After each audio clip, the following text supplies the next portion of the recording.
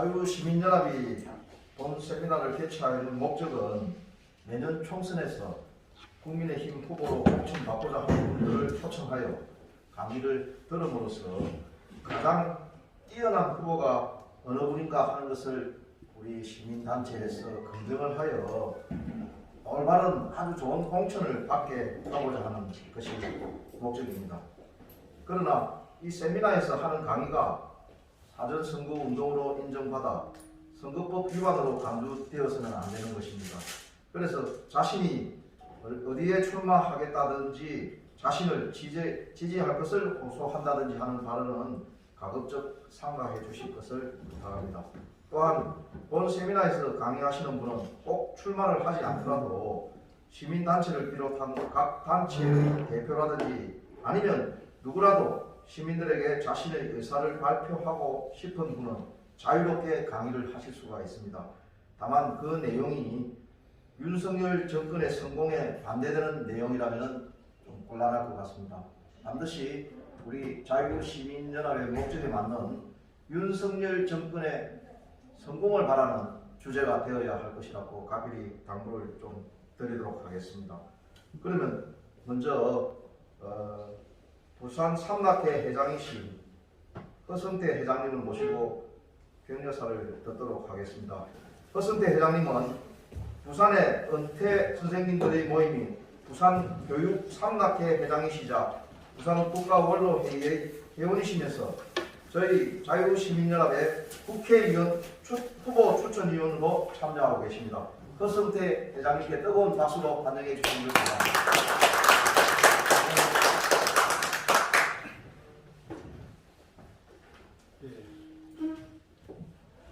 봄은 왔습니다. 그렇지만 아직도 이 봄의 기운이 완전히 느끼지 못한 이 시점에 그 가운데 지난 3년간 정말 우리 함께 고생 많았습니다. 오늘도 코로나에서 벗어나는 그런 시점에 있어서 오늘 이 자리에서 자유롭게 이렇게 세미나를 할 수 있는 자체가 정말 또 새로운 봄이 아닌가 이렇게 생각이 들면서 오늘 우리 윤석열 정부의 성공을 바라는 대구 시민 여러분들과 함께 하게 돼서 정말로 반갑고 여러 가지로 참 감회가 깊습니다. 궁극적인 우리의 목표는 무엇입니까? 저는 단 두 가지입니다. 바로 내년도 국회의원 선거와 앞으로 4년 후에 있을 2027년도 대통령 선거에 있어서 바로 진정한 이 땅에 자유민주주의를 확립하는 그런 정부가 수립되어야 한다고 생각됩니다. 특히 무엇보다도 내년 4월 10일 국회의원 선거에서 반드시 과반수 확보는 되어야 됩니다. 그렇지 않으면 정말로 참 큰일입니다. 그러기 위해서 이번에 국민의힘 김기현 당대표를 중심으로 해서 원년일체가 되어 우리 윤 정부의 개혁에 큰 뒷받침을 해야 된다고 저는 생각을 합니다.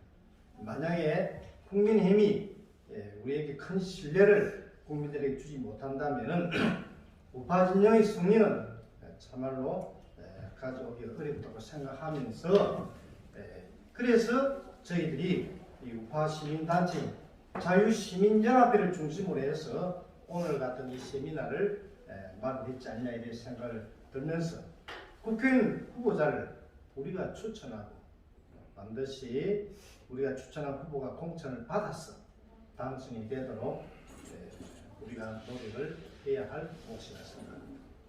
보시다시피 연일 좌파들은 똘똘 뭉쳐서 벌써부터 대통령에 대한 탄핵이란지 임기 단축이란지 정권 타도 등 정말로 불안정한 그런 구호를 외치면서 정권을 흔들고 있지 않습니까? 또한 언론도 여전히 좌파의 소굴이 되어가지고 윤석열 정부의 잘하는 점은 아예만 축소시키고 부족하고 이런 점들에 대해서는 부풀려서 여론을 호도하고 있지 않습니까?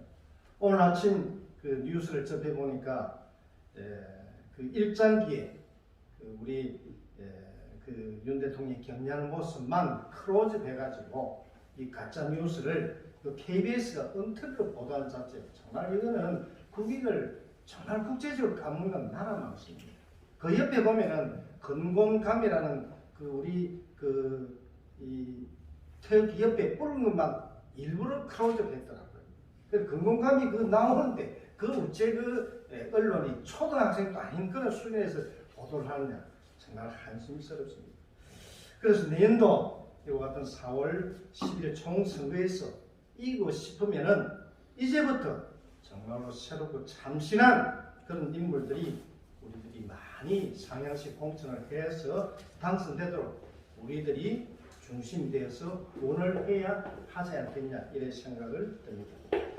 정말 우리 자랑스러운 우리 외국 시민 여러분, 우리는 아름다운 꽃이 필요할 때 꽃씨를 바로 뿌리면 넣습니다. 그래서 우리 우파 시민단체인 자유시민연합회를 통해서 준비된 내일을 위해서 지금부터 바로 여기에서 아름다운 꽃씨를 우리 함께 심어보지 않겠습니까? 우리 다 함께 내년도의 아름다운 꽃을 피우기 위해서 이 자리에서 꽃씨를 뿌리는 그런 애국 시민단체가 되길 바랍니다. 감사합니다. 다음은 우리 단체의 목적인 국회의원 후보에 대한 평가 기준이 여러 가지가 있겠습니다만 거기에서 가장 중요한 것이 지적 부분이라고 생각합니다. 그래서 자유시민연합이 할 가장 중요한 국회의원 총선 후보에 대한 지적 부분에 대한 어떻게 평가를 할 것인가 하는 부분에 대한 우리 최태열 대표님의 설명을 듣도록 하겠습니다. 저희 단체의 당면한 목표는 내년 4월 총선에서 좀 제대로 된 인물을 국회로 보내자는 겁니다. 우리 전체가 현재 총 40석이거든요. 그 중에서 현재 민주당이 7석입니다. 국민의힘이 33석이고요. 내년 총선에서는 반드시 40석 모두 국민의힘이 당선되도록 우리가 힘을 모아야 됩니다. 이렇게 생각합니다. 그런데 어떻게 보면 국민의힘을 국회 후보를 다 당선시키는 것보다도 더 중요한 게 어떤 인물을 국회로 보낼 것이냐 하는 것이죠. 지금 현재 국민의힘 국회의원들 중에서도 마음에 들지 않는 사람들이 솔직히 많이 있습니다. 예, 제 개인적인 생각 같으면은 한 7, 80%싹 물갈이 하고 싶어요. 예. 그런데 내년 국회의원 총선에 어떤 인물을 우리가 국민의힘 후보로 공천받게 하고 정말 국회의원으로 만들 것이냐 하는 것이죠. 이번에 김기현 대표 당대표 됐잖아요.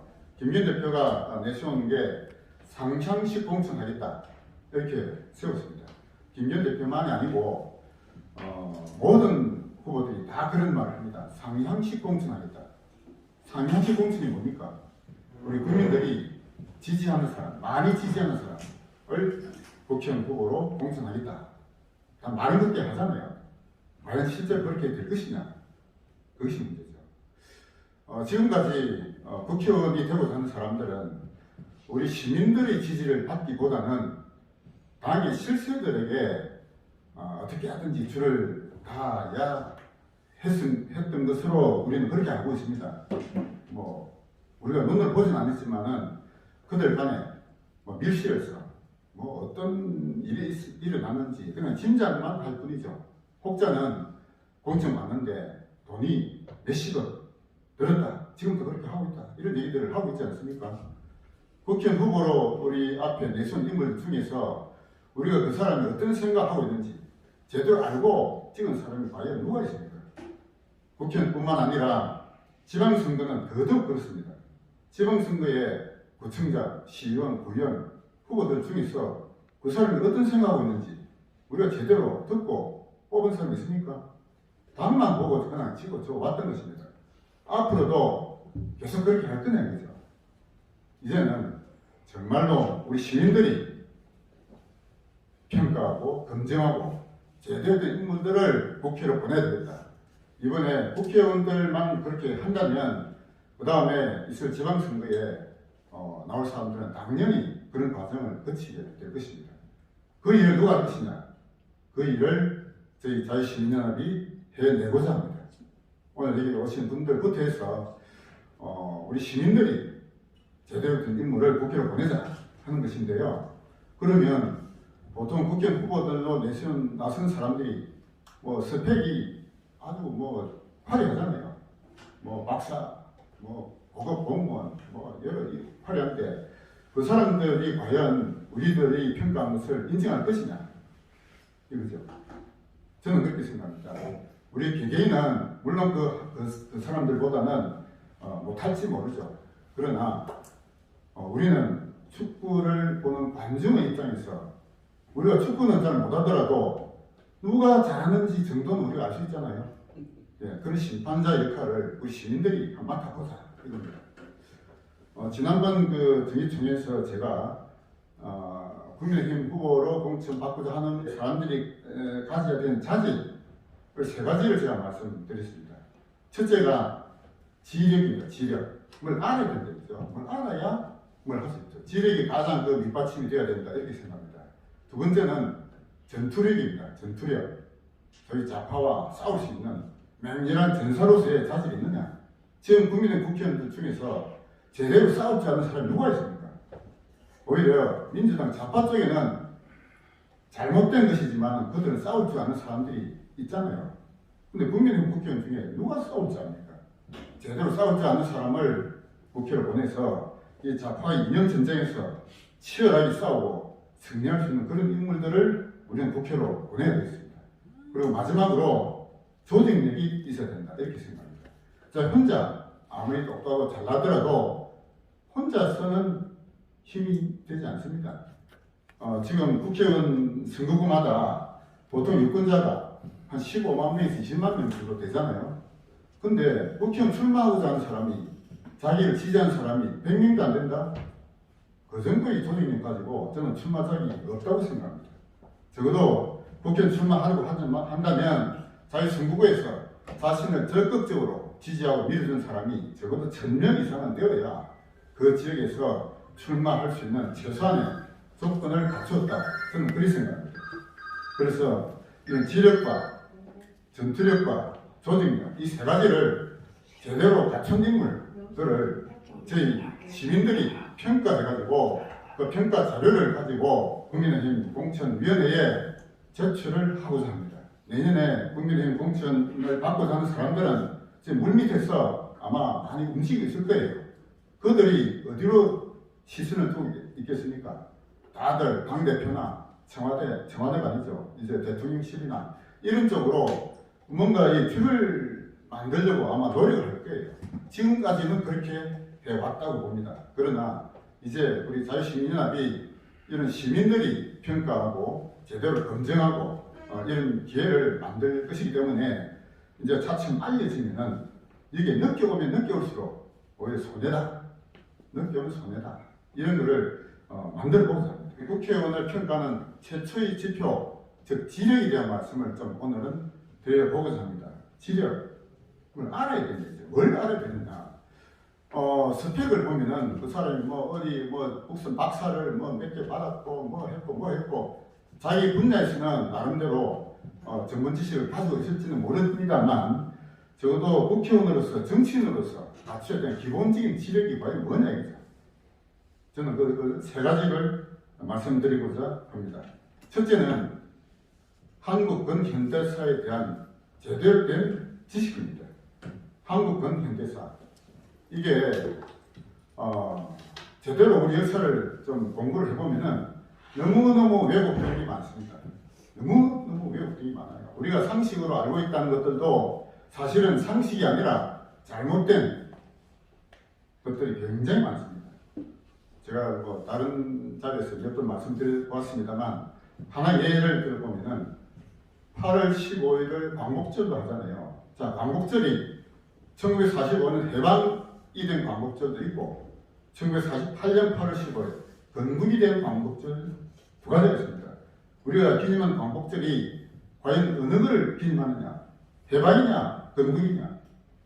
일반적으로 얘기해보면 대부분 해방으로 알고 있어요. 1945년 8월 15일 일제로부터 해방된 날을 광복절로 알고 있는 것이 마치 상식처럼 되어 있습니다. 그러나 그것은 조금만 역사를 공부해 보면은 잘못된 것이다 하는 걸 알게 될 거예요. 광복절은 1945년이 아니라 1948년 건국을 원래 기념하고자 했던 것입니다. 그런데 그게 어느 순간 45년으로 이게 뒤바뀌었어요. 지금도 그렇게 알고 있고, 언론도 그렇게 알고 있고, 정부에서도 그렇게 알고 있습니다. 자, 왜 그렇게 됐을까요? 그런 거 하나하나부터 따지고 보면은 우리 역사가 잘못된 게 한두 가지가 아닙니다. 일제시대에 대한 견해도 아주 잘못된 게 많습니다. 제주 4.3도 마찬가지고 5.18도 마찬가지입니다. 이런 한국 근대사에 대한, 한국 현대사에 대한 제대로 된 공부가 되어야 비로소 우리 앞날에 대한 방향을 제대로 설정할 수가 있는 것입니다. 그런데 우리 국민의 국회의원들 보면은 이 한국 역사 제대로 공부하는 사람이 거의 제 눈에 보이지 않아요. 기본적으로 우리 한국 근현대사에 대한 제대로 된 역사 공부, 이게 저는 첫 번째라고 생각합니다. 근데 그냥 그걸 어디 누구한테서 배우거나, 저는 한국 근현대사에 대한 역사에 대해서는 그냥 공부를 해야 된다고 생각해요. 첫 번째가 누구냐? 이영훈 교수입니다. 제가 아는 분은 이영훈 교수. 이영훈 교수님 들어보신 분 계시죠? 이영훈 교수님이 한국 근현대사에 대한 저는 가장 뛰어난 시각을 가지고 올바른 방향을 제시하는 분이라고 저는 생각합니다. 이영훈 교수께서 쓰신 책이 여러 권 있어요. 저는 뭐 그분 책을 거의 다 읽어봤습니다. 그분 보면서 잘못된 소위 좌파들에 의해서 잘못 심어진 우리 한국 현대사를 올바로 잡고자 하는 방향을 학문적으로 제시한 분이 저는 이영훈 교수님이라고 생각합니다. 또 그분이 또 우리 일제시대에 대한 제대로 된 시각도 보여주고 있습니다. 너무나 충격적인 것들이 많습니다. 그래서 이영훈 교수에 대한 제대로 된 학습이 필요하고요. 두 번째는 김용삼 대기자 아시죠? 김용삼 대기자가 쓴 책이 아주 많습니다. 그리고 유튜브도 많이 나와요. 그 읽어보면은, 듣고 보면은 잘못된 게 우리 한두 가지입니다. 가장 대표적인 게 일제시대의 독립운동사입니다. 일제시대 독립운동사에 대한 잘못된 것들이 너무너무 많습니다. 김일성이가 뭐 항일 독립운동 했다. 전부 다 거짓이고 가짜라는 것을 우리는 역사를 통해서 제대로 알아야 됩니다. 그래서 첫 번째가 한국 근현대사에 대한 제대로 된 공부. 이것이 정치인으로 올바로 하기 위해서 그래서 첫 번째 공부다라고 저는 생각합니다. 자, 두 번째 공부는 뭐냐? 이념에 대한 공부예요. 이념. 자, 이념. 지금 현재 한국은 좌파와 우파 간의 치열한 이념 전쟁을 치르고 있다. 저는 그렇게 생각하고 있습니다. 자, 그러면 지금 좌파가 뭐고 우파가 뭐냐? 왜 싸우느냐? 그들이 추구하는 이념에 과연 진정을 추구하는 맞은 목표가 뭐냐? 이게 대한 학습이 제대로 되어 있어야 됩니다. 자본주의가 뭔지, 공산주의, 사회주의가 뭔지, 민주주의 이런 게 뭔지, 자유주의가 뭔지 공부를 해야죠. 이게 대해서 우리 국민의힘 국회의원들 제대로 공부한 국회의원 제가 본 적이 없습니다. 우리 대한민국의 헌법적 가치, 우리나라가 과연 대한민국에 뭘 내세우느냐? 우리 헌법을 보면은 자유민주적 기본질서라는 게 언급되어 있습니다. 자유민주적 기본질서. 그리고 시장경제. 이게 우리 우파라고 하는 그 우파적 가치를 내세우는 가장 기본적인 건데요. 자유민주주의라는 표현을 쓰고 있지 않습니까? 근데 자유민주주의라는 표현 이 자체가 하나의 단어가 아니에요. 자유주의와 민주주의 합성어입니다. 자유주의가 뭔지, 민주주의가 뭔지 이게 대해서 제대로 공부를 한 사람은 제가 거의 찾아보기 어렵습니다. 민주주의는 사실은 잘못된 방향으로 흘러갈 가능성이 굉장히 많아요. 민주주의에 대해서 토크빌이 쓴 미국의 민주주의라는 책이라든지 민주주의가 잘못된 주무정치라잖아요. 다수가 합의하면 소수를 무시하는 게 이게 민주주의예요. 이 민주주의가 잘못된 게 한두 가지 아닙니다. 그런데 마치 민주주의란 말만 붙이면 모든 게 다 용납될 수 있는 것처럼 아주 잘못된 길이에요. 민주주의가 중요한 게 아니라 자유주의가 훨씬 소중합니다. 자유주의에 대한 소중한 가치, 학습 이게 기본적으로 정치인이 되고자 하는 자는 반드시 공부를 해야 됩니다. 자유주의에 대해서는 크게 두 가지로 나눌 수 있습니다. 고전적 자유주의와 신자유주의라고 하는 게 있어요. 고전적 자유주의는 뭐 여러 사람들이 있습니다만 우리가 지금 현대에서는 신자유주의에 대한 제대로 된 학습 이게 반드시 필요합니다. 좌파들은 신자유주의라는 거기에 이 뭔가 이 프레임을 지금 더 씌워놨어요. 이 마치 새로운 빈부 차이 이게 아주 잘못된 것처럼 아주 그러니까 신자유주의 말만 들어도 아 이거 뭔가 문제가 있다 이렇게 만들어놨단 말이에요. 근데 제대로 학습한 적이 있습니까? 신자유주의의 학습에 가장 뛰어난 인물이 누구냐? 저는 하이에크라고 봅니다. 하이에크라는 분 들어보셨죠? 서양 철학사의 가장 뛰어난 현자는 소크라테스라고 흔히 얘기합니다. 소크라테스가 왜 현자라고 불리냐, 현명한 자라고 불리느냐? 너 자신을 알라 했잖아요. 너 자신을 알아. 너 자신을 알라는 것은 자신의 무지를 자각하라는 뜻입니다.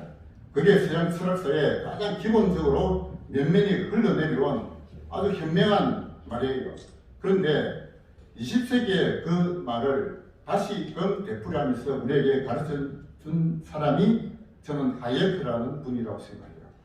하이에크라는 분이 쓴 책 중에 가장 유명한 책이 노예의 길이라는 책이 있습니다. 노예의 길.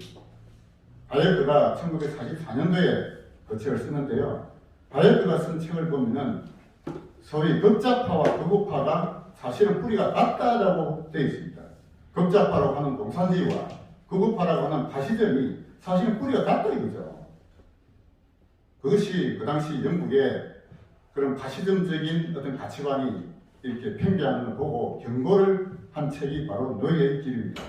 오늘날 다시 노예의 길을 보더라도 마치 우리나라 현실을 보는 것 같이 생생하게 들려옵니다.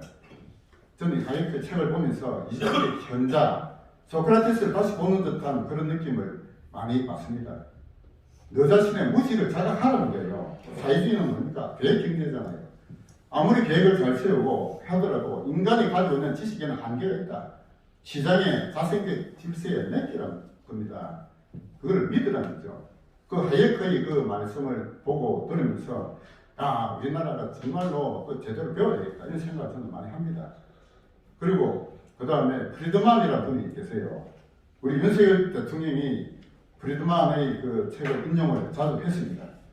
프리드만이 지은 책 중에 선택할 자유와 자본주의와 자유라는 책이 있어요. 거기서 자유, 선택할 수 있는 자유를 그냥 인간에 맡기라는 거죠. 맡기면은 자연적으로 새로운 질서가 만들어진다. 프리드만의 책으로부터 우리 윤 대통령이 자유주의에 대한 기초를 저는 배웠다 이렇게 생각합니다.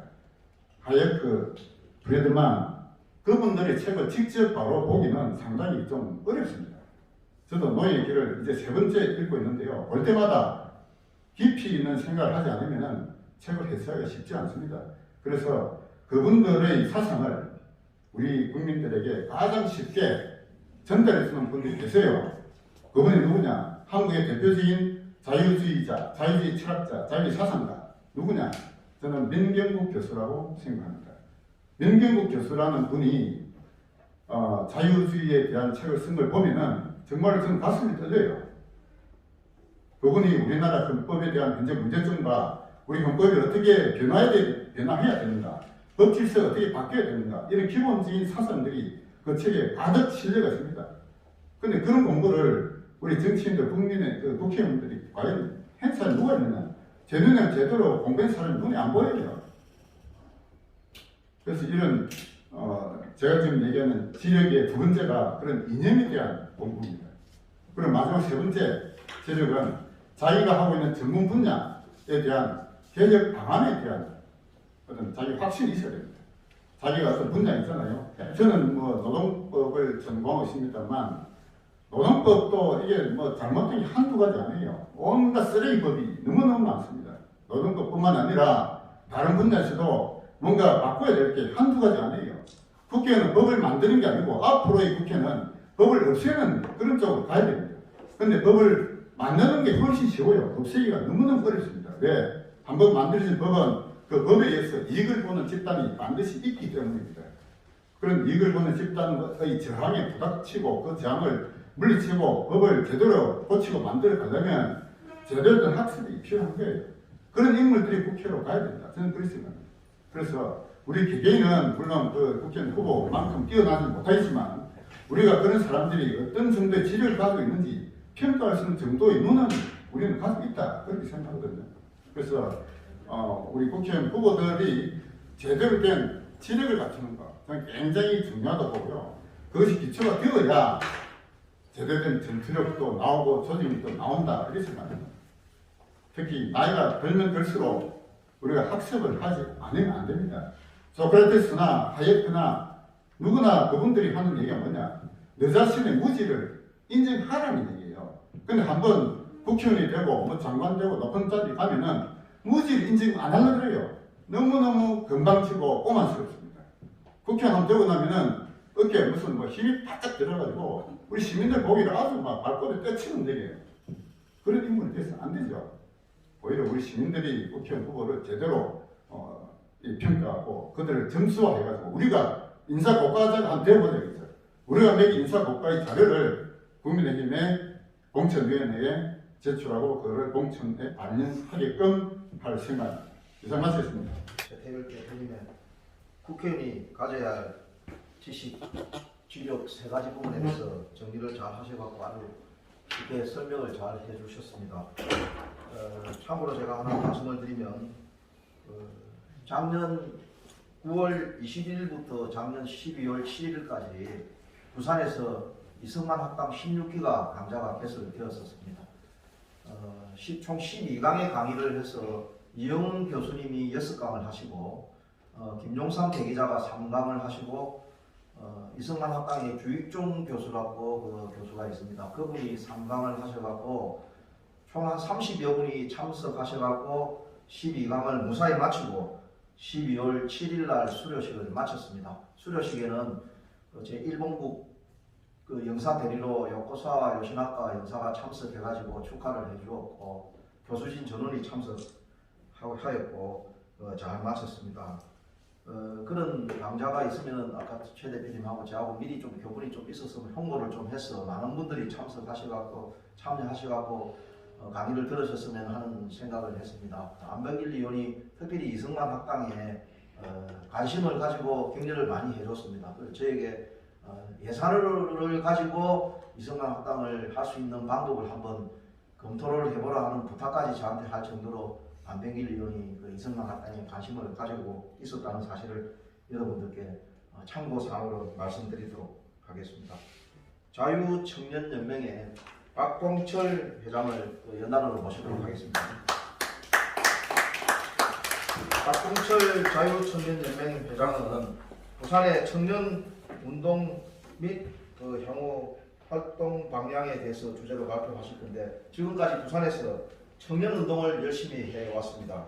특히 금년 2월 23일부터 3월 1일까지 부산 엑스포 유치 지원을 하기 위해서 부산시와 또 사구청 그리고 동래구청 등 몇 개 구청과의 협조를 받아서 동남아 청년 10대, 20대 청년들 8명을 초청하여 자비 2천만 원을 드렸습니다. 자비 2천만 원과 지역 그 유지들과 또 지인들을 통해서 기부금 약 1천만 원 정도를 모아서 약 3천만 원의 예산 비용을 부담하여 행사를 무사히 잘 마쳤습니다.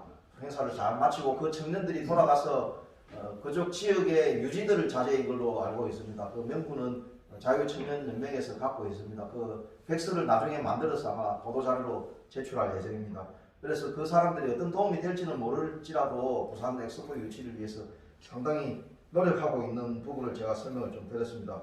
그러면 박봉철 자유청년연맹 회장을 뜨거운 박수로 한 번 더 함께 해주시겠습니다. 반갑습니다. 이렇게 와서 이제 뵙고 보니까 제가 아시는 분도 계시고 존경하시는 분도 계시고 하여튼 지역에 계시는 분들 대단히 수고 많으시고 감사합니다.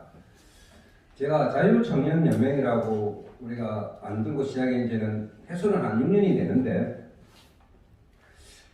자유청년연맹이 우리 지금 구성원들은 10대, 20대, 30대, 40대까지 그들에게 우리가 알고 있는 자유민주주의와 자유시장 경제에 대한 개념을 알려줘야 되겠다 싶더라고요. 우리가 그 당시에는 이제 박근혜 탄핵 때문에 광화문에 한참 많이 있었을 때 그 당시 청년들이 과연 탄핵 그리로 나가야 된다를 한번 생각했습니다. 그 당시에. 그리고 저쪽 진영과 우리 진영 싸움이 우리가 패배자라고 생각했을 때 후학을 키워내야 되겠다. 그들을 저쪽 진영처럼 그리로 내몰아서는 안 된다. 각자 자리에서 최 대표님도 말씀하셨다시피 공부를 하고 자기 실력을 키워야 된다. 거리에 나가서 움직여서는 안 된다.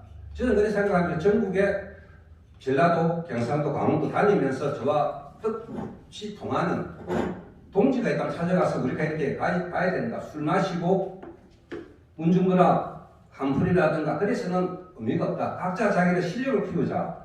그렇게 해서 전국을 다니면서 이제 한 분, 두 분 모아 전국적인 단체로 지금은 결선돼 가지고 활동하고 있습니다. 그런데 청년들 만나보니까 대부분 다 직업 걱정하고 취업 걱정, 자기의 미래에 대해서 걱정하는 거야. 국가의 미래보다는 개인의 미래.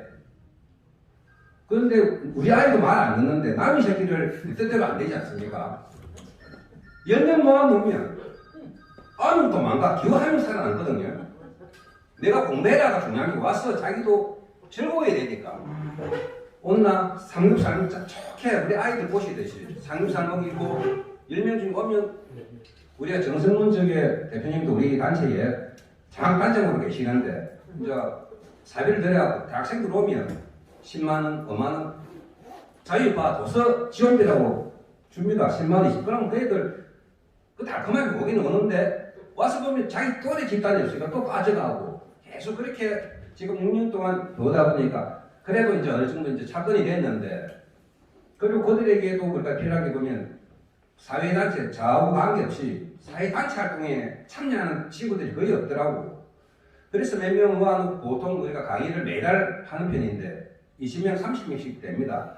부산에는 최 대표님 외에 또 몇 분도 계시지만 대부분 다 우리가 서울에 사회 전반에 이제 유명한 문제, 탄핵 문제 다양한 전문가들을 모셔가지고 강의를 우리가 매달 거의 매달을 하다가 이제 선거철에는 선거에도 우리 쪽에 사람이 돼야 되니까 꼭 집중하고 우리 시민단체도 국가에만 의존해서는 되는 게 아니고 우리 어릴 때 그럴 때 보면 아버지 뭐 뼈가 안 믿고 해도 우리 스스로 열심히 했듯이 이제는 시민단체도 국가에 요구하지 말고 자주 자립을 해야 되겠다 싶어가지고 우리 회원들도 운영비는 대학생은 5,000원 일반인은 10,000원씩 받아가지고 그게 한 60여만 됩니다. 그거 가지고 활동하고 장학금 주기도 하고 계속 우리가 꾸준히 하는데 다음 달부터는 우리가 또 한일 관계에 우리가 계기대가 있습니다. 4월, 5월, 6월 달까지.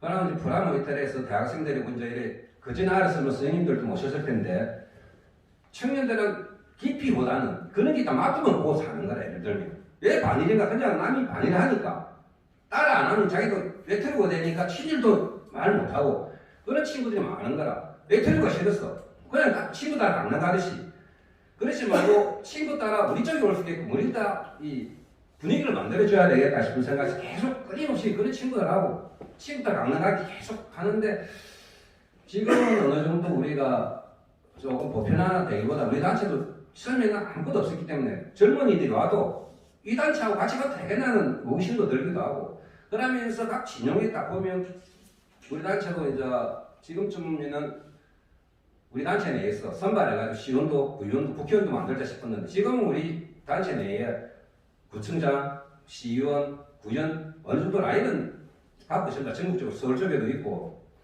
그러다 보니까 그러면 이제 윤석열 대통령 선거를 위해서는 지금 일본으로 가시고 했지만은 한일 문제에 반일 문제에서 우리가 지금 단체 제일 많이 하고 있습니다. 윤미향이 사건도 있고 하니까 지금 뭐 우리가 역사적 저도 학교에서 배웠던 그게 진실인 줄 알고 있는데 지금쯤 사회에서 세상을 보고 책을 읽다 보니까 우리가 그 시대적 요구에서 저희 귀로 세뇌당했다는 느낌이 들더라고요. 그러니까 이제는 공부가 아니고 사회자 깊지는 않아도 확산시키는 게 우선이다. 그래 우리가 저 역시도 공부가 필요하지만 책 볼 시간도 잘 없습니다. 청년들 보면 30대 애들 모으면 온나 하면 회장님 오늘은 처가댁 가야 돼요. 시댁 가야 돼요. 일일이 많아가들 안 온다고 화도 못 내고 회원인데도 그러면 특별한 어떤 날 꼭 스펙을 받으면 오지만은 지금도 우리가 같이 활동하는 청년들이 부산에는 4, 50명, 서울에는 한 3, 40명. 근데 제일 중요한 그들이 왜 이게 하나로가 돼야 되는가라는 게 줘야 되겠더라고. 그러면 예를 들면 구청장을 나간다, 누구도 안 나면 우리 동지니까 밀어야 된다는 부분도 있고, 그리고 지금도 우리가 총선 나갈 분들 내가 많이 이제 뵙지만 인간적으로 친한다고 지도자라는 아닌 분들이 의외로 많더라고. 나는 권력은 권력을 내 스스로가 쟁취할 수 있어야 되는데 누군가가 낙점해 주길 기다리는 사람도 많더라고. 그럼 우리 내부적으로 걸러낸다고 해도 그건 사실은 인지상사 참 걸러내기도 힘들더라고. 지금 내가 서울이고 부산이고 몇 분들 만나면 지역민들 안 만납니다. 김기현 선거 캠프가 줄 서가 이렇게 바쁘고, 그게 저도 아니다 싶으면서도 어쩔 수밖에 그럴 수밖에 없는 상황이더라고. 청년들도 보면 우리 구현 되고 싶어하는 청년도 있고 한데 그들도 당협위원장들 국회의원들 그 밑에 가서 가야지만이 뭔가 상을 본다는 데 관심이 없었기 대부분이. 우리 아이도 지금 뭐 국회의원 그 밑에서 이제 비슷한 잠시 일도 하고 했습니다만은 청년 활동이라는 게 어른들 모임보다는 한 10꼭질 이상 저 입장에서는 힘들더라고. 첫째 경제력도 안 되지. 그들 나름대로 보면 즐거워야 되는데 내가 이런 모임에 청년들 몇 번 데리고 가보니까 청년들 힘 좋다고 짐들으라 뭐라 자꾸 시키면 애들이 가기 싫어하는 거야. 내가 몇 번 모임에 또 가보니까 특히 집회 행사, 거리에 집회 행사 가보면 야, 니 젊은이 와서 스피커 들어라. 자기가 뭔가에 발언을 하고 싶고 동참하고 싶은데 자꾸 취급받으니까 애들이 안 오려고 하더라고. 그러니까 만약에 다음에 내가 이 모임에 올 때 우리 청년들도 뭐 대학생이도 몇 번 오겠지만 더 많이 격려해 주시고 하다못해 뭐 5천이도 많이 그러면 그럼 하고는 자기도 내 아버지 거리지만 어렵지 않게 함께 할 수 있는 어떤 우리가 여건을 만들어줘야 되지. 근데 청년들 너가 와 잡함이다 이래가지고는 안 될 것 같고, 이러면 오늘 같은 모임에서도 우리가 최 대표님이 참 좋은 말씀을 해주죠. 공부 왜 해야 되는가를 자기가 알아야지 자기 스스로 하는 건데 공부는 내 필요해서 하는 거지 남주하라고 하는 거 아니지 않습니까? 그들이 자유주의 좋다 해도 자기가 잠시 온지도 모르는 사람은 많습니다. 저 역시 마찬가지입니다. 청년들이 세상에는 공짜가 없다는 걸 알려줘야 되는데 공짜가 있다고 생각하고 사는 거야. 땀 흘리지 않아도 먹고 살 수 있고 예산 받고 뭐 하니 우리 때는 노가다를 하면 먹고 산다는 생각이, 요즘 아들은 공짜가 당연하다고 생각하는 세상이니까 이때 참석하는 다른 분당이 자기한테 대가도 있다는 것도 느끼고 덕도 있다고 느껴야 되는데 명분 갖고는 좀 힘들어갖고 이래 청년들이 왔을 때도 손자도 이렇게 하면 용돈 주는 할배 좋지 공부해라고 구박하는 할배는 싫어하지 않습니까? 우리가 조금 더 청년들한테도 또 관심 가져주시고, 그리고 여기에도 여러 가지 이게서도 여러 가지 국회의원도 계시겠지만은 이 단체에서 정말 믿어야 될 국회의원 한 3명만 계셔도 충분히 성공했다고. 저 역시도 단체할 때 부산의 각 구에 이래 가보니까 다 1명이라고 생각하고 우리 편은 아니더라고. 거기에서 정말 우리 단체와 뜻이 같은 사람 한두 명만 함께해가지고 당선시키고 공직급만 받아도 우리 조직이나 단체 목적은 달성했다 생각하니까 내부에서 우리가 키울 수 있는 방향, 오래전부터 지켜보고 관심 두고 선거철을 왔다고 해서 가면 우리는 정신이 아니라 어차피 선거뿐밖에 안 되지 않습니까?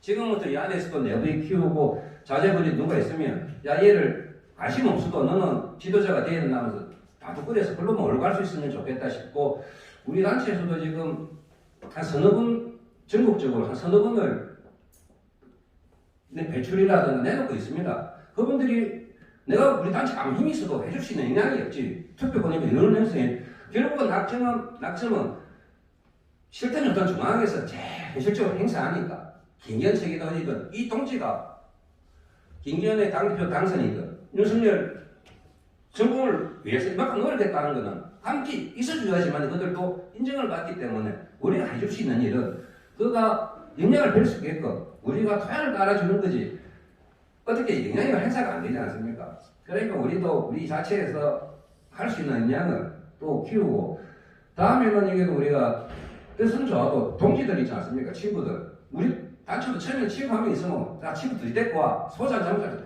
자꾸 이렇게 모으거든요.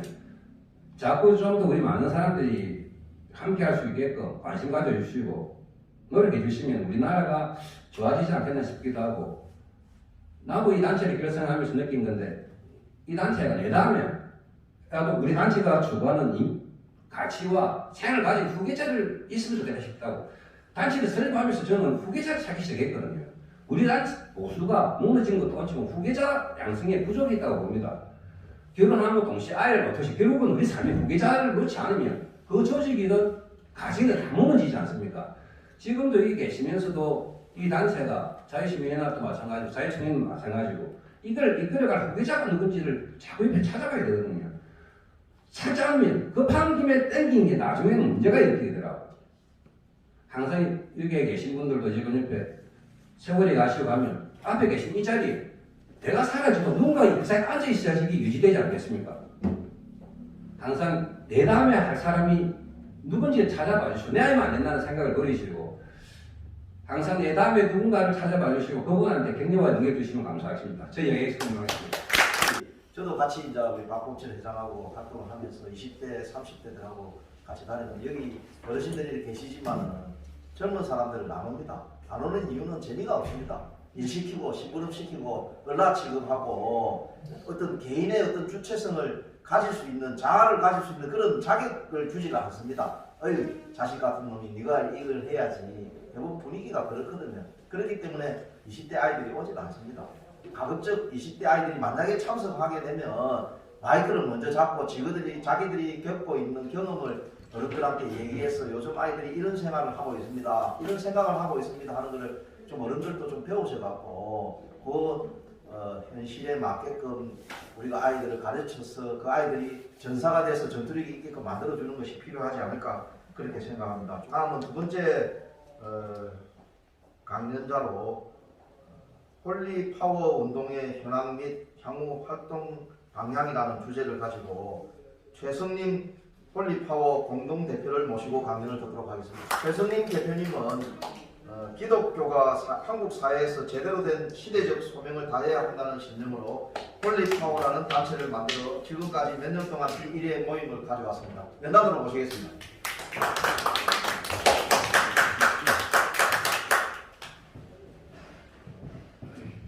감사합니다. 제가 여기에 와야 하는 자리인지 과연 제가 그런 역할을 할 수 있는지 참 송구한 마음으로 이 자리에 왔습니다. 자유대한민국이 정말로 기적의 선물인 이 자유대한민국 시민으로 살면서 우리 자유대한민국이 지난 특별하게 문재인 주사파 정부 시절에 무너져가는 그 상황을 지켜보면서 우리 자유대한민국이 어디 갈 것인가에 대한 염려와 근심, 걱정이 참으로 많았었습니다. 저는 이제 크리스찬이다 보니까 물론 이 정치를 통해서 사회를 바꾸고 변혁시키고 그 구성원들이 잘 살게 할 수 있는 그런 것들이 정치인들의 사명이라고 하면 물론 좋은 정치가가 지도자가 되어서 시대와 또 그 지역 또 아니면 국가를 잘 리드해야 되겠습니다. 근데 이제 결국은 국민들의 수준이 있어야 좋은 정치인들도 세울 수 있는 거라고 저는 생각이 되었습니다. 우리가 정치인들 욕을 많이 했습니다. 저도 많이 욕을 했습니다. 근데 정치인 몇 사람들이 지배했었던 시대와 역사를 책임지고 맡기기에는 우리 각자의 자유와 또 인권 또 각자의 한 구성원들의 삶 매우 중요하기 때문에 그 삶을 위임한 그 주권을 위임한 그 정치인들이 위임받은 자로서 그 역할을 잘 해내려고 하면 그 구성원들이 상당한 수준에 도달해야 된다. 근데 우리나라 같은 경우에 민주주의 역사가 얼마 되지 않은 나라에서 과연 이것을 어떻게 달성할 수 있을 것인가?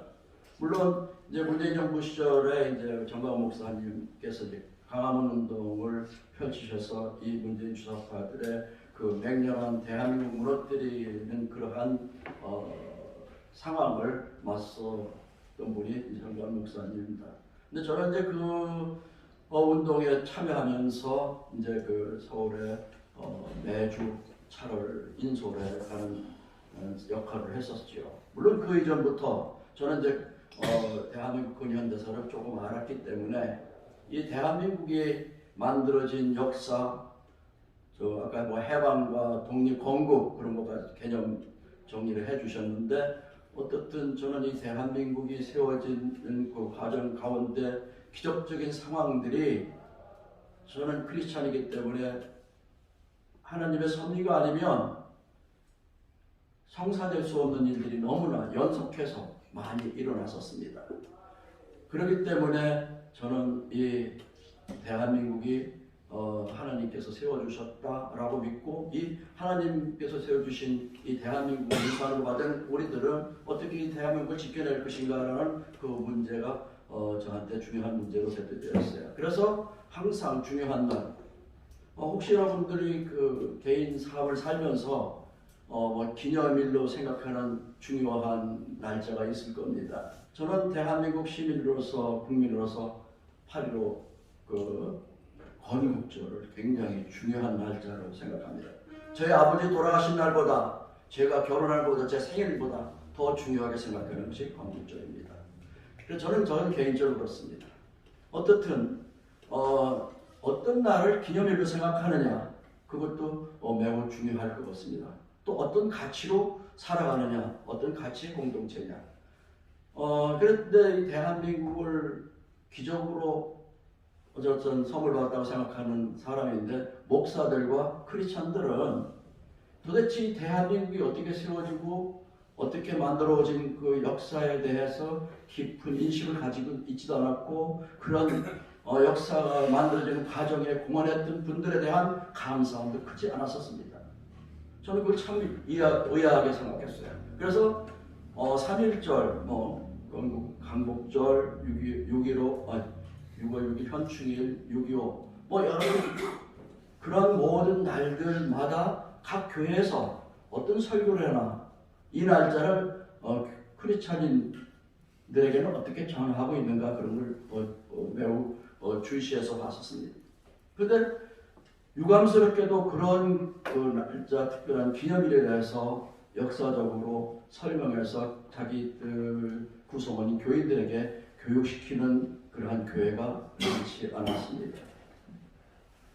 우리는 보통 이제 코로나를 겪으면서 몸이 취약하고 그러면 이제 바이러스 걸려서 이제 우리가 전염병에 걸리기도 하는데 몸이 건강하면 면역력이 강하면 그 백신이 침투할 수 없지요. 우리가 자유대한민국이라는 자유대한민국의 가치와 철학을 충분히 가지고 있고 지닌 국민들이 전국 요새에 깔려 있다고 치면은 문재인 주사파나 공산주의 바이러스가 어떤 형태로 안티오크람시의 그런 방법으로 진지로 구축을 해 들어온다고 하더라도 우리가 자유민주적 가치에 대한 투철한 신념과 철학이 있다고 치면은 그 촘촘한 망을 전혀 뚫고 들어올 수가 없는 것입니다. 제가 이제 오늘 아무런 준비 없이 이렇게 말씀하다 보니까 왔다 갔다 하지만 여러분들 이해해 주시기 바랍니다.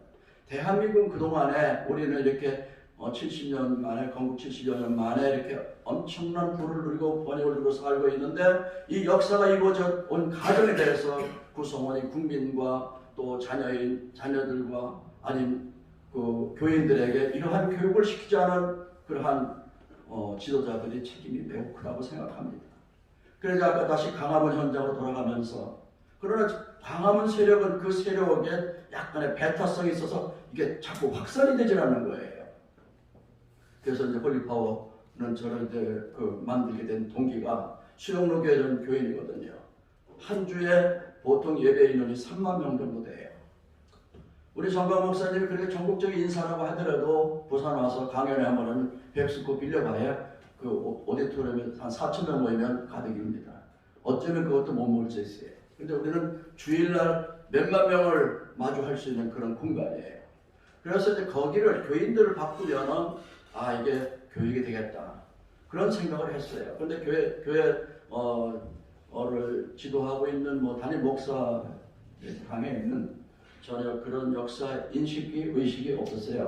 오늘날 대부분의 기독교도 샤머니즘 그런 어떤 미신적 종교가 되었기 때문에 그들에게는 생각도 어떤 그 가치 판단 기준도 능력 판단 어떤 사고력도 없는 것입니다. 아까 지력을 키워야 된다는데 어쩌면 크리스천들의 그 뼈 아픈 고백이지만 내가 다니고 있는 그 교회 교인들도 대개 기복적 신앙으로 세뇌되어 있어가지고 어떤 그 지성적인 그러한 부분과 역사성을 굉장히 상실해 있습니다.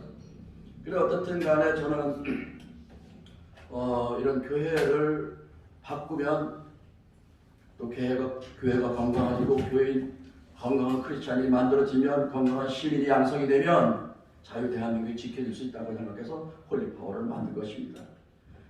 그래서 이제 참고로 제가 이제 홀리파워를 구성하면서 제가 만들었던 그 핵심 가치가 이제 우리가 미션인데 교회를 교회되게입니다. 교회를 교회되게는 크리스찬이 아닌 분들 좀 이해하고 좀 들어주시면 좋겠습니다. 그리스도의 몸된 진정한 교회로 개혁하여 역사를 이끄시는 하나님과 동행하는 교회되게 하고 기독교 정신과 건강한 문화가 살아있는 진정한 자유민주주의 국가를 만듭니다. 이게 우리 홀리파워의 미션입니다.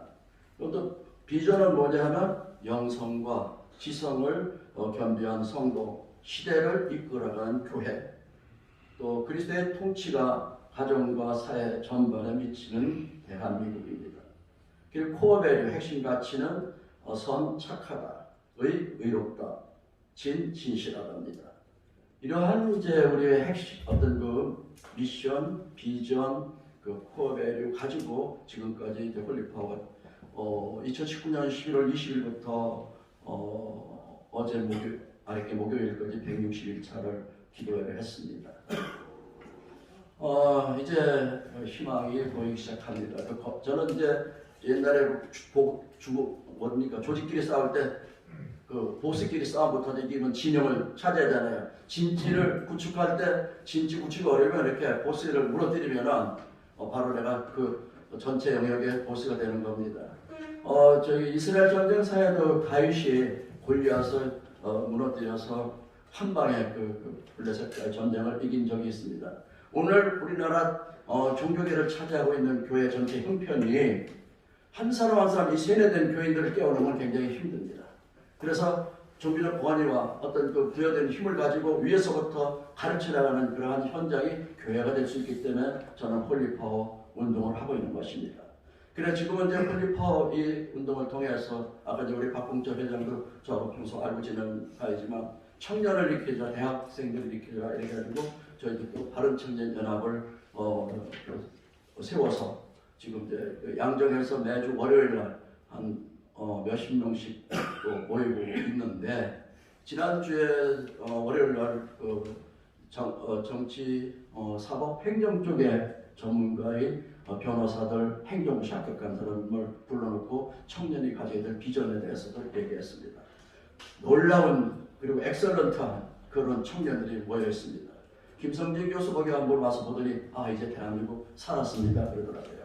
그러한 제가 이제 그 홀리파워를 통해서 또 우리 전국적인 이 작은 단체지만 그 몇천만 원씩 이렇게 만들어주고 4.3 사태 같은 것 재판하는데 변호사님 돈이 부족하다 연락했는데 파주에 있는 그 목사님께 졸제 바로 한 600만 원씩 바로 보내고 저희들이 그래도 몇 명 안 모이지만 그래도 저희들이 구성원들이 멤버들이 저를 많이 아껴주고 모자른 우리 대표를 내가 채워줘야 되겠다는 그런 마음으로 저를 도와줘서 오늘 결국은 이 자리에 와서 준비되지 않았지만 여러분한테 저의 그 홀리파워의 운동 현실과 또 앞으로의 방향을 대해서 우선 시간이 제한되어 있기 때문에 이 정도로 해서 어제 시간을 가름하도록 하겠습니다. 감사합니다. 이승만 대통령이 임시정부의 대통령으로서 외교 활동을 하면서 가장 강조했던 것이 식민지로부터 조선을 독립시키달라고 주장하지 않았습니다. 당시에 열강들의 대부분의 나라들이 식민지를 갖고 있는 나라들이기 때문에 조선을 식민지에서 독립시키달라는 주장에 동조를 하게 되면 자기들 식민지도 역시 독립을 시켜줘야 된다는 상반된 결론에 도달하기 때문에 이승만 대통령이 어떤 주장을 하셨냐 하면은 대부분의 식민지를 갖고 있던 나라들은 전부 기독교 국가들이었습니다. 그 기독교 국가들인데 다만 거기서 일본만 기독교 국가가 아닌 불교 국가였습니다. 그래서 이승만 대통령이 기독교를 적극 활용했습니다. 그 나라의 대통령들을 만나서 내가 기독교를 지금 조선에 전파를 해서 조선에서 핍박받는 백성들을 구하고자 하는데 일본국이 조선인들이 기독교를 핍박을 한다 하는 하나의 명분을 가지고 서구 열강들에게서 조선을 독립시킬 수 있는 명분을 만들어낼 수 있는 계기가 되었다는 사실을 저는 알고 있습니다. 여러분들 아마 알고 계시는 분들도 있으리라 생각합니다. 그래서 기독교가 우리 한반도의 자유 개인의 어떤 성취를 할 수 있는 가장 기본이 될 수 있었던 근대사회에서 현대인의 개인의 자유를 성취할 수 있는 기틀을 마련해 준 것이 기독교입니다. 지금 역시 마찬가지로 북한 공산당으로부터 우리를 지킬 수 있는 것은 기독교가 앞장서야지만 이 좌파들 그 촛불 세력에 맞출 수 있는 세력은 정강훈 목사에 대한 호불호가 있다 하더라도 그걸 떠나서 기독교 세력만이 결집력이 강하기 때문에 촛불 세력에 맞설 수 있다고 생각하기 때문에 기독교 어떤 세력에 좀 힘을 좀 실어주시기를 사회자로서 부탁을 드리도록 하겠습니다. 감사합니다. 다음은 세 번째 강연자로서 나는 정치를 이렇게 생각한다 하는 주제를 가지고 부울경 교회 담임 목사님이신 송영웅 목사님을 연단으로 모시도록 하겠습니다. 박수로 환영해 주시기 바랍니다. 송영웅 목사님은 교회와 정치의 관계에 대한 깊은 관심을 가지고 목회 활동을 해오셨습니다. 그래서 교회하고 정치의 관계에 대해서 강연을 부탁을 올리도록 하겠습니다. 반갑습니다. 송영웅 목사입니다. 15분 동안 열심히 말씀을 전하겠습니다. 그 홀리파워 존경합니다. 감동스럽고 너무 은혜가 됩니다. 존경합니다.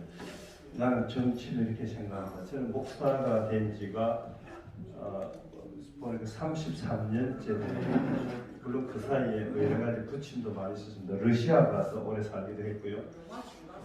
서울에서도 좀 목회를 하면서 살았고, 그리고 부산 그 진구 갑지구당에 총선에 출마하기도 했었습니다. 그렇게 붙이면서 저는 지금 그 내성중학교 옆에 있는 부울경교회라는 이름으로 제목으로 개척한 지가 13년째 됩니다. 지금 어느 정도 자립을 하면서 성도님들과 함께 매일매일 예배드리고 하나님을 섬기는 데 최선을 다하고 있습니다. 나는 정치를 이렇게 생각한다라고 생각을 하면 제가 생각한 것을 정리를 해보았습니다. 오늘 그 김봉철 스님하고 홀리파워 얘기하고 제 이야기하고 아마 적절하게 배분을 잘 한 것 같습니다. 나는 저분들이 어떻게 말씀할지 모르고 내 스스로 생각한 것을 메모해왔는데 딱 궁합이 맞고 삼일체가 되는 것 같습니다. 우리나라 대통령은 윤석열 대통령인데 저는 한간에 언론과 시민들 사이에 떠도는 대통령 5명을 정리해봤습니다. 첫째, 윤석열 대통령이십니다. 윤석열 대통령이 성공한 대통령 되도록 기도하고 힘써 도울 것입니다. 그 다음에 첫 번째 대통령으로는 개통령을 들어봤습니다. 개통령. 개 키우는 사람 많죠? 혹시 개 키우십니까? 반려견. 개통령이라 해서 개는 훌륭하다. 텔레비 프로그램 봤습니까? 강형욱 개훈련사 아십니까? 그 사람이 개통령으로 그렇게 언론에 회자가 되는 거예요. 별명도 개통령인 거예요. 그래서 그분이 개를 조련하고 다스리는 거 보면 정말 신기하고 탁월한 거예요. 개를 키우는데 개를 모르고 키우니까 개도 스트레스고 주인도 스트레스인 거예요. 저는 목회를 하면서 개가 어느 분이 아이를 키우지 않고 개를 키우는 성도가 있어요. 그 사람 개 2마리를 키웁니다. 그래서 개가 하루는 생리를 안 한다고 개를 안고 와서 내보고 안수기도 해달라는 거예요. 개 새끼 생리하기를 자기로서 자식인데 너무 염려와 걱정스러운 표로 안수기도 해달라는 게 와 순간적으로 갈등이 생겨. 안 해주면 이 교회 안 올까? 해주면 도리가 아닌가? 막 순간적으로 갈등을 하다가 제가 적절한 핑계를 댔습니다. 우리 교회에서 제가 학교에서 배우기는 생계에 관계된 것들만 안수기도 해줍니다. 예를 들어서 농촌에 송아지가 소가 난산했을 때 소가 죽으면은 그 집에 농사를 망하기 때문에 그런 경우는 10년에 한 번 정도 안수기 되는지 모르겠는데 생리 안 한다고 안수기도 하는 것은 조금 문제가 있으니까 답장해드리겠다고 적적하게 이렇게 글을 두었습니다. 매우 섭섭한 표정으로 돌아갑니다. 그 다음 주는 헌금도 안 하는 거예요. 그래서 이제 그 개에 대해서 어릴 때 저는 개는 보신탕용으로 키웠지 반려견을 안 키웠습니다. 그런데 이제 그 반려견을 한 개통령에 대해서 텔레비를 보는데 한 가지 재미있는 인상을 봤습니다. 어떤 아가씨가 7년 동안 개를 키우는데 결혼을 했어요. 결혼을 했는데 남자 신랑 되는 사람이 허락을 받고 계속 결혼했어도 개를 키우는 거예요. 그러니까 1년쯤 결혼 시간하니까 아이가 나오는 거예요. 아이가 나오는데 애가 돌쯤 되니까 뻘뻘 기대는 게 아닙니까? 말도 좀 이렇게 하게 되고 엄마 눈도 맞추게 되고 으르르 깎고 배삭고 이래서 되는데 그때 1년쯤 지나가니까 그 반려견이 질투를 하는 거예요. 개가 질투하는 거 아시죠? 키워봤습니까? 개가 질투를 하는 거예요. 그 처음에는 질투한다 해서 이제 적당하게 이렇게 내쳤는데 아이가 크면 클수록 개가 질투를 강해가지고 나중에는 개가 아이를 날라가지고 아이의 목을 물어뜯으면서 그 아이를 죽이려고 공격을 하는 거예요. 너무 질투가 심해서. 그래가지고 감당을 못해 개통령 강형욱 씨한테 연락을 해서 강형욱 씨가 개를 보면서 진단을 하는 거예요. 그러나도 유심히 봤습니다. 개를 어떻게 진단을 하느냐. 유심히 보니까 강형욱 씨가 뭐라는 거 하니까 딱 그 보호자를 개 반려견 보호자를 챙겨놓고 근데 개 보호자를 하면 되는데 꼭 엄마라는 호칭을 붙여요. 개한테. 개 엄마, 개 아빠 하는 게. 그럼 마음이 듭니까? 나는 마음에 안 들어요. 그래서 개 엄마한테 딱 놔두고 딱 이야기하는 거예요. 아이가 중요합니까? 개가 중요합니까? 딱 묻는 거예요. 그러니까 이 여자가 순간적으로 갈등을 하는 거예요. 둘 다 중요한데 둘 다 중요하지 않습니다. 아이가 더 중요합니까? 개가 더 중요합니까? 갑을 뺑 찔렀어요. 그러니까 엄마야 어머머머머머 대답을 못 하는 거예요. 그러니까 세 번째로 크게 감지는 거예요. 개새끼가 중요합니까? 내 자식이 중요합니까? 그래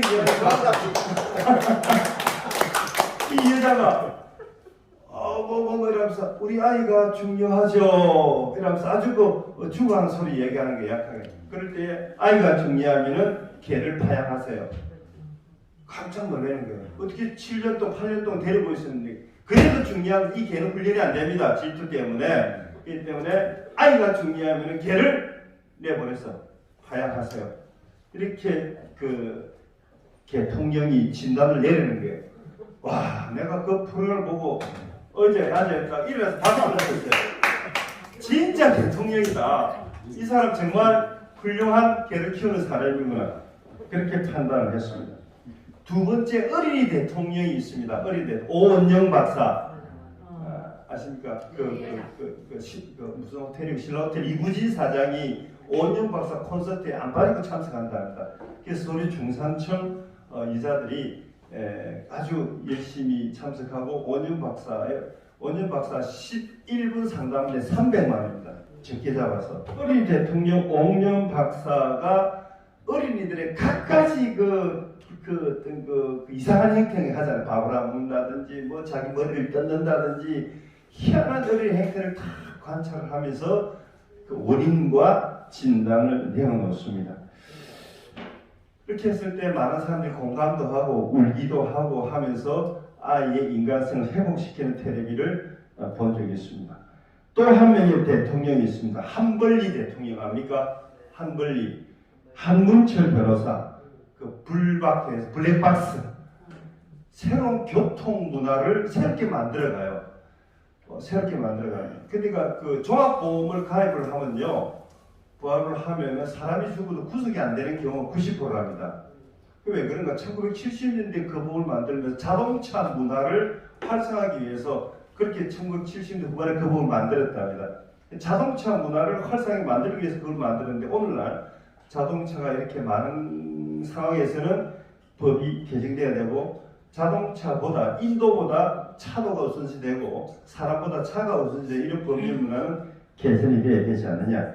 그렇게 이야기하면서 블랙박스를 통한 교통사고를 분석하면서 새로운 교통문화를 만들어가는 거예요. 한문철 변호사.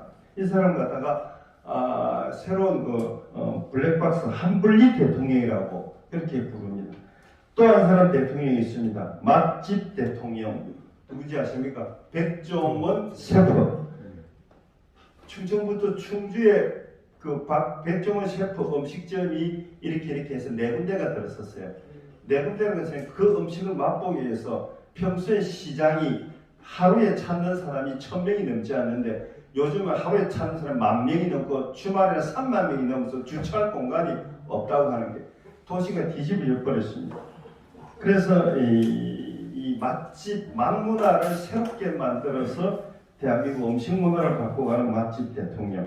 그래서 대통령, 어리 대통령, 한분리 대통령, 맛집 대통령, 윤석열 5대 대통령으로 언론에서는 조명을 합니다. 그래서 그 네 사람을 다 보면서 어떤 공통점을 느끼냐 하니까요. 먼저 개 보호자들, 어린이를 키우는 부모들, 그 다음에 사고를 내고 음주운전을 하고 불법 주차를 하고 블랙박스를 통해서 보니까 그 브레이크를 밟아야 되는데 엑스레이를 밟아가지고 인명사고가 확실히 나고요. 우리 동네도 서익 3동에 우리 동네도 그게 있어요. 그 오뎅하고 순대 또 뭐고 그 튀김 이런 거 파는 가게가 있는데 동부화재 다니는 아줌마가 연애를 해가지고 애인하고 헤어져가지고 술거 먹고 차를 밟아가지고 밤 11시에 밤 10시쯤 돼서 밟아가지고 그 오뎅 가게를 덮쳤어요. 그 오뎅 가게 할머니가 기름감을 대접해서 전신 화상에서 보름만에 죽고 앞에서 먹던 오뎅을 먹던 여고생 2명이 허리뼈가 부러져서 일주일 만에 죽고 3명이 사망사고가 났어요. 그래 나중에 알아보니까 동부화재 다니는 아줌마인데 애인하고 헤어진다고 술 먹고 브레이크를 밟아야 되는데 엑셀레이터를 밟아가지고 포장마차를 덮쳐가 사망이 생겼어요. 우리 교회하고 한 200m 옆에입니다. 제가 단골입니다. 우리 부산에서 제일 싸거든요. 오뎅 하나 200원 합니다. 예. 저도 최악이도 마치면은 많이 먹을 수도 없고 적당히 조금 먹고 가면 가게 식당에 하기 때문에 성도들한테 소개하고 와 가면 목사님 왔으니까 한가 대자수치를 한 내주거든요. 이 친한 할매가 있는데 그 덮치가 죽어버렸어요. 그런 어떤 상황대에서 그런 상황들 보고 그 다음에 음식점들을 보면은 최근에 커피숍은 주로 김에서 통일을 잘 내는데 음식점들 차리면은 50% 망하면 특히 닭집, 통닭집 10개 창업하면 5개 기본적으로 많아. 그 다음 1년 뒤에 또 5개 창업하고 그래서 커피숍이 그렇다 합니다. 커피숍도 10개 만들면 5개 망하면 또 5개 또 새로 생기고 그 포화 상태에 이른다고 합니다. 이때에 손님 응대하고 여러 가지 그 맛을 창조해내는 맛집이 새로운 어떤 그 이슈의 트렌드가 됐어요.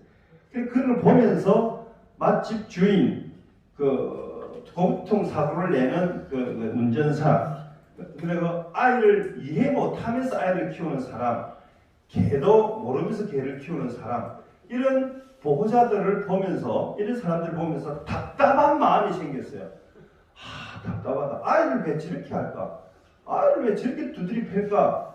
아이를 야단치는데 그냥 왜 저렇게 할까?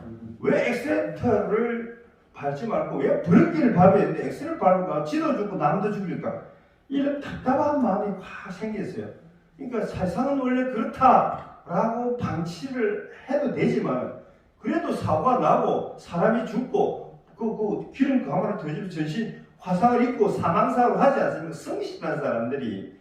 왜? 그러니까 그 TV들을 보면서 답답한 마음이 생겼습니다.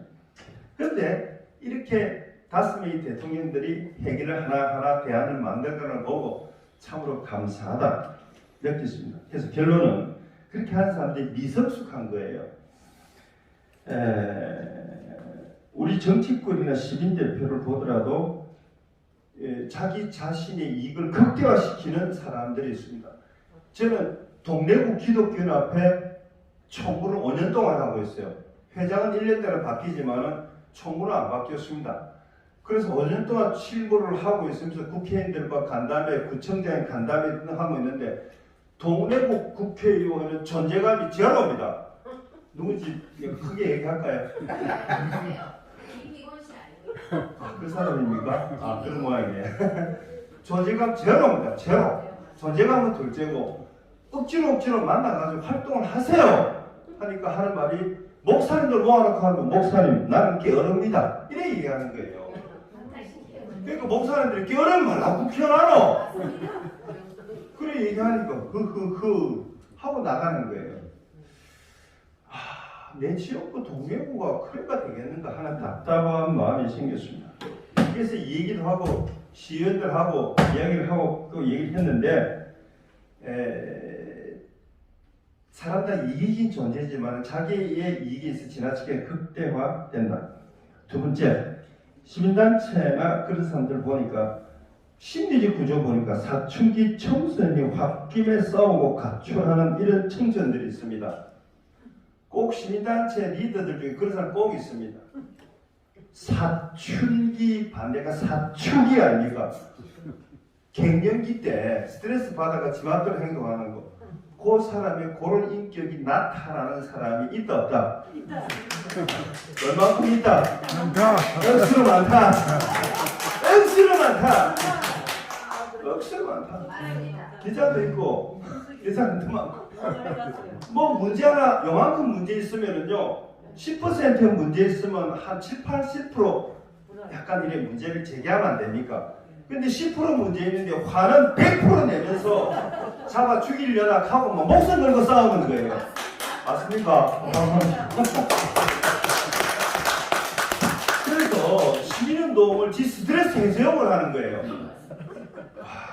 속된 말로 이런 년들이 있으면 지도 망하고 나라도 망하고 시민운동도 망하는 거예요. 어째 그래 이런 사람이 설칠까? 설칠까? 나는 웬만하면 잘 봐주려고 합니다. 나설 사람이 없으니까 동네일 하면 집 지손해야 합니까? 그런데 그 사람 지 스트레스 해소를 하고 인격적으로 살지 않고 지 주변 사람을 지 스트레스를 개잡듯 잡으면서 그렇게 사는 거예요. 사람은 제일 하급으로 판단하는 게 물리력입니다. 경찰과 군인 끝까지 안 되면 총으로 하는 거예요. 지금도 전쟁 포성 있지 않습니까? 그러니까 물리력보다 수준이 높은 게 법을 하는 거예요. 법대로 하자. 우리 어머니는 법대로 하자는 말을 제일 싫어합니다. 우리 어머니는 동그리를 많이 하셨거든. 옛날에 다르보시 아닙니까? 우리 어머니 다르보시 오야 했거든. 다르보시 오야 하면서 법대로 하자. 이런 사람 우리 어머니 제일 싫어했어요. 그러니까 우리 어머니는 신정대로 하자. 우리 어머니는 그렇게 주장을 했습니다. 그래 무력을 넘어서는 게 법이고요. 법을 넘어서는 게 도덕 아니겠습니까? 도덕을 넘어서는 게 양심이에요. 양심을 넘어서는 게 하나님 아는 영혼입니다. 근데 영혼을 아는 사람이 법을 어기고 도덕을 어기고 이러면 또 맛이 가는 거예요. 그래서 우리 사이에 수준 낮은 거나 문제가 있거나 이래 있으면 우리 공동체가 파괴되고 그 단체에 각이 있습니다. 내가 최태일 씨 좋아하니까 여기 온 거예요. 그런데 우리 중에서 살인자가 있거나 도둑놈이 있거나 강간자가 있으면 요 오실 게 있습니까? 그래서 공동체가 와야 되는 거예요. 그 결론 삼아 말씀 올리겠습니다. 성숙해야 되는데 우리 시민들 대표들이 우리 대표님의 지성, 집단지성 다 좋습니다. 이걸 바치는 게 뭐냐니까 우리의 양심, 성숙입니다. 그래서 우리가 좀 시민단체 한 사람이 오히려 사람이 좀 결이 좋은 사람 있죠. 사람 보면 결이 좋은 사람 있지 않습니까? 사회자님 결이 좀 좋게 보입니다. 감사합니다. 인상도 좋고 결이 좋습니다. 이 사람이 딱 느끼면은 0.1초 만에 아, 이 사람이 결이 좋다 느낌이 예수 믿고 안 믿고 안에 결이 좋은 사람이 있는 거예요. 사람이 선한 기운이 흐르는 사람이 있습니다. 그런 사람들이 좀 오래 시민운동도 하고 앞에서 마이크 드시고 송구상 오셨으면 박수라도 해주면은 내가 돈을 바라는 게 아니고 내 돈으로 밥 사주고 싶은 마음이 생길 것 같습니다. 감사합니다. 김웅 목사님께서 말씀하셨던 무력, 법, 도덕, 양심 그 위에 영혼이 있습니다. 영혼 부분은 종교적인 부분이라서 그까지는 언급을 안 한다 하더라도 양심까지는 우리가 지켜야 하는 것이 맞는 것이 아닌가 생각합니다. 제가 양심에 대해서 한 말씀 올리겠습니다. 제가 3년 동안 외운 문구입니다. 양심이라 하면 나의 어떤 행동을 결정함에 있어 도저히 그렇게 하지 않으면 나의 전인격적 가치관이 말살되어 버리고 말 것 같은 그런 절박한 심정을 말한다 하는 것이 양심에 대한 정의입니다. 제가 이거를 한 6년 전에 요즘은 뭐 다들 좀 싫어하는 안티가 되었습니다만은 정규재 주피를 만나갖고 이 얘기를 듣고 참 너무 그 문구가 좋았어. 양심을 어기고 우리가 세상을 살아갈 수 없다 하는 그 문구 때문에 그 문구를 외우는데 한 3년 정도 걸렸습니다. 3년 정도 걸려갖고 지금은 거의 완벽하게 외워서 만나는 사람들에게 제가 전달을 해주고 있습니다. 우리 자유시민연합의 우리 동지들은 양심을 지키는 분이라고 믿습니다. 근데 부산에만 국회의원이 요구니까 줄진 사람만 해야 돼. 전국적으로 거기 활성화가 돼 있어. 물론입니다. 예. 네. 저희가 자유시민연합이라는 이 단체 이름을 만들 때부터 전국 단체를 목표로 만든 겁니다. 자유시민 부산연합이라는 단체가 있습니다. 지금도 있어요. 제가 자유시민 부산연합의 사무총장을 했었습니다. 근데 제가 자유시민 부산연합을 전국적인 단체로 이제 키우자고 제가 제안을 했었어요. 그런데 이제 그게 공동대표 몇 분이 저희 제안에 반대하는 바람에 제가 자유시민연합이라는 타이틀로 별개의 독립된 단체를 만든 겁니다. 그래서 사실 목표가 전국적으로 내년에 총선에 전국에서 제대로 된 국회의원을 우리가 만들어서 뽑고 이제 공천받게 하자는 게 사실 목표예요. 그러나 현실적으로는 전국적으로 하기는 어렵잖아요. 그래서 일단 내년 총선까지는 일단 부울경만 할 겁니다. 부울경. 예, 부산을 중심으로. 그래서 이런 세미나를 앞으로 부산에서는 3주에 한 번씩 계속 개최할 거예요. 3주에 한 번. 예, 그러다가 오늘은 국회 출마할 사람이 사실 오지는 않을 걸로 알고 있습니다. 근데 다음부터는 이제 저희 이런 소문을 듣고 제가 오늘 동영상을 다 이렇게 퍼뜨릴 거거든요. 그리고 우리들 각자가 자기 주변에 내년에 출마하고자 하는 분들 계시면은 연락 주세요. 연락 주시면은 저희가 먼저 접촉을 해보고 그분을 강의를 좀 하도록 우리가 부탁드릴 겁니다. 그래서 우선적으로 출마하고자 마음먹고 있는 분들은 저희는 가능하면 우선적으로 초청해서 강의를 시킬 거예요. 그런데 부산에서는 이제 3주 한 번씩 하는데 김해하고 양산은 따로 독립적 하기는 조금 그 승부가 2개밖에 안 되기 때문에 김해 양산에 출마하고자 하는 분은 부산으로 오시게 할 겁니다. 그런데 이제 울산은 총 6개 승부가 있고 창원도 6개 승부가 있어요. 그래서 창원은 창원대로, 울산대로 따로 할 겁니다. 그리고 서부 경남은 진주를 중심으로 진주도 다 합하면 한 6개 승부가 되거든요. 그러니까 앞으로 어떻게 할 거냐. 부산, 울산, 창원, 서부 경남 이렇게 4군데에서 내년에 국민의힘 공천 받고자 움직이는 분들은 모두 다 우리가 초청을 할 거예요. 그래서 이런 세미나를 계속 개최할 겁니다. 그래서 그런 얘기를 듣고도 시민단체, 저 시민이나 막 무시하고 안 오는 분도 분명히 계실 거잖아요. 그분들 우리가 점수를 안 주면 되잖아요.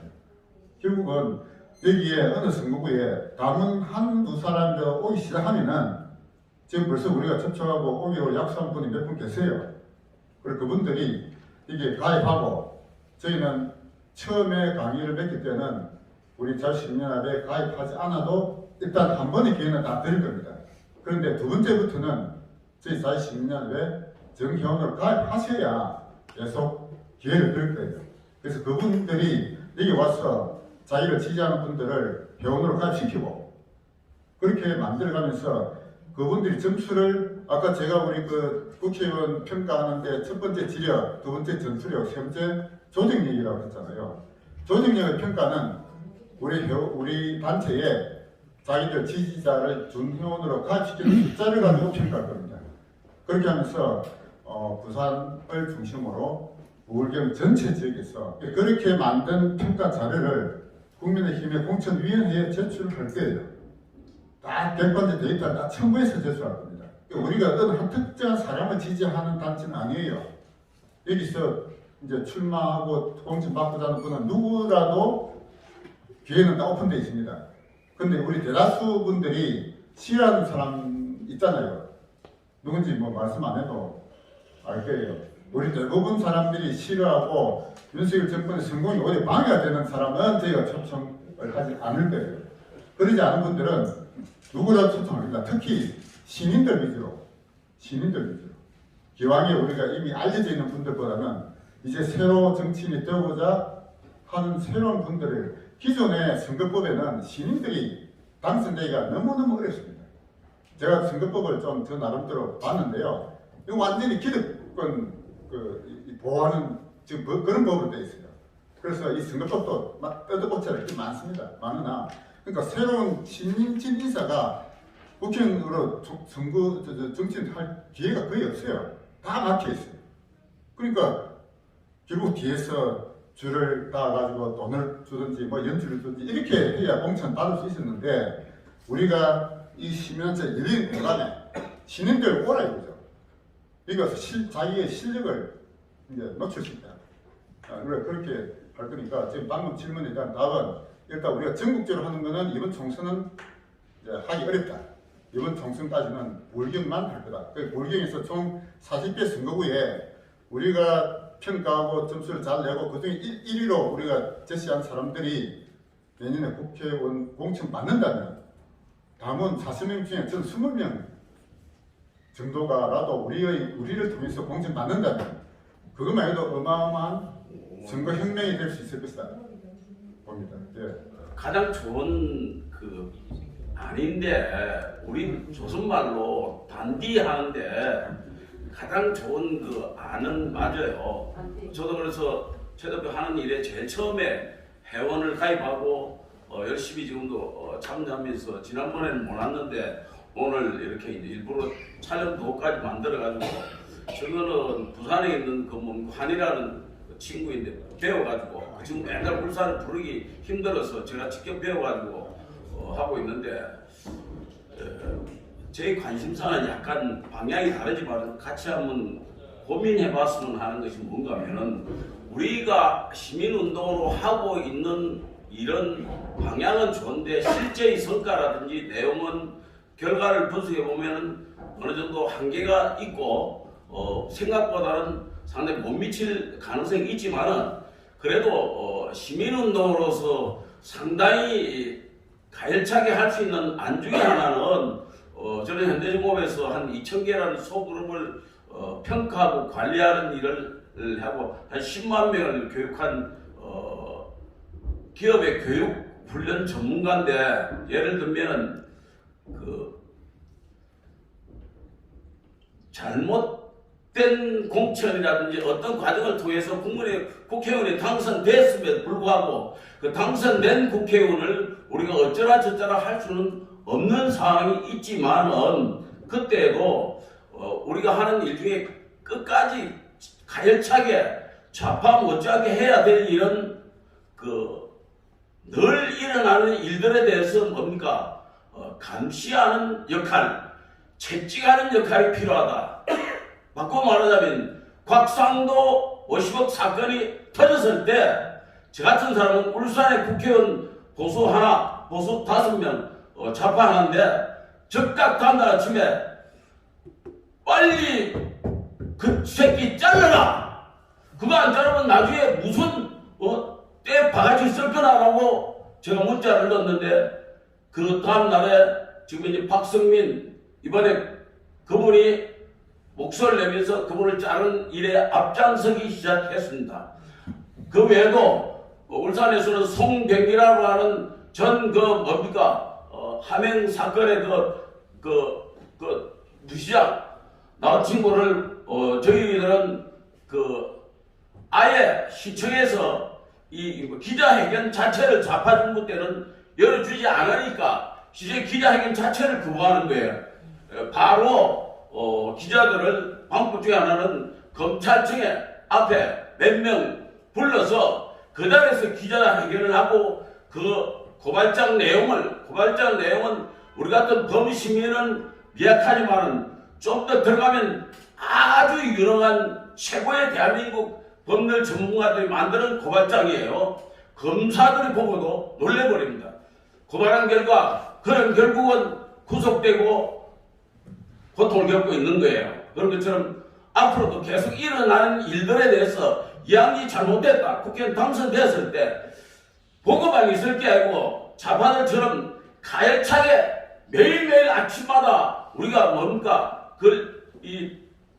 조세 좌파들의 떼걸치해가지고 떼걸라는 멈춰 그런 일들은 못하더라도 잘못한 일에 대해서는 채찍을 가하는 일이 중요하다. 이것을 할 때 이양기 잘못된 국회의원이라도 우리가 볼 때 바르게 끌고 갈 수 있는 방향은 되기 때문에 최 대표님께서는 여기에 대해서 관심을 가지고 이 운동을 하시되 제가 하신 말씀에서 관심을 갖고 좀 더 지독하게 철저하게 하는 것이 우리가 바라는 자유민주주의 대한민국을 이끌어가는데 아주 중요한 방향이다라고 생각합니다. 감사합니다.